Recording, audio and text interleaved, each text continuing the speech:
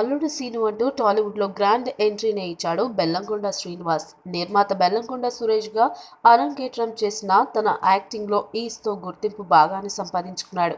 కానీ ఈ కుర్ర హీరో రెండో సినిమా స్పీడ్ ఉన్నోడు మాత్రం ఏ రకమైన స్పీడ్ చూపించలేకపోవడంతో తన స్పీడ్ తగ్గించుకుని స్టార్ డైరెక్టర్ బోయపాటి సినిమా చేసే వరకు ఆగాడు. మళ్ళీ గేర్ మార్చి స్పీడ్ పెంచి డిటెక్టర్ డైరెక్టర్ శ్రీనివాస్ తో కొత్త సినిమా కమిట్ అయ్యాడు బెల్లంకొండ శ్రీనివాస్. అయితే హీరోయిన్స్ విషయంలో ఇతడి టేస్ట్ ని సెలక్షన్ ని చూసి అందరికీ షాక్ కొట్టేస్తుంది.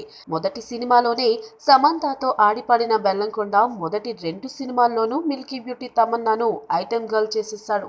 ఇప్పుడు చేస్తున్న బోయపాటితో మూడో చిత్రంలో హీరోయిన్ రకుల్ ప్రీత్ సింగ్ కాగా నెక్స్ట్ మూవీకి కూడా స్టార్ హీరోయిన్ నే పట్టుకొచ్చాడు.